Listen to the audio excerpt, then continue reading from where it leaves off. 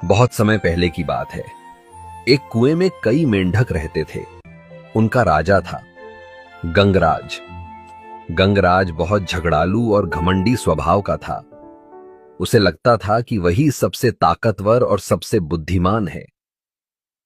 हर कुएं में उसका दबदबा था, लेकिन गंगराज हमेशा झगड़ा करने के मौके ढूंढता रहता था। हर बात में दूसरों की गलती निकालता और खुद को सही बताता। धीरे धीरे दूसरे मेंढक उससे परेशान होने लगे, पर गंगराज को किसी की परवाह नहीं थी। वो अपने कुएं का राजा था और सोचता था कि उसका कोई मुकाबला नहीं।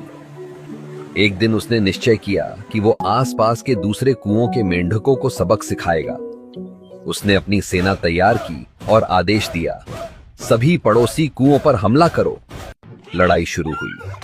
कई मेंढक घायल हो गए, कई मारे गए। कुएं में अफरा तफरी मच गई। तभी किसी ने कहा, राजन, इस झगड़े का कोई अंत नहीं है।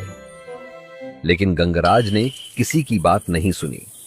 इसी बीच गंगराज को एक चालाक नाग मिला। नाग बोला, राजन, मैं तुम्हारी मदद कर सकता हूं। तुम्हारे दुश्मनों को खत्म कर दूंगा।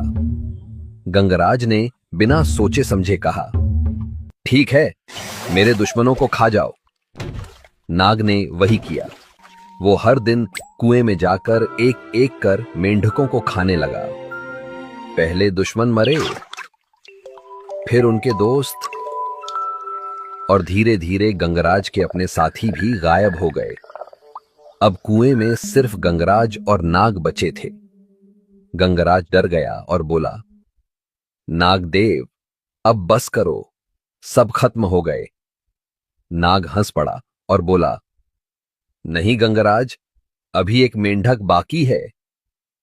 गंगराज ने कांपते हुए पूछा, कौन? नाग बोला, तुम। इतना कहते ही नाग ने गंगराज को भी निगल लिया, और इस तरह झगड़ालू गंगराज का अंत हो गया। मॉरल ऑफ द स्टोरी, जो दूसरों के लिए गड्ढा खोदता है वो खुद उसी में गिरता है।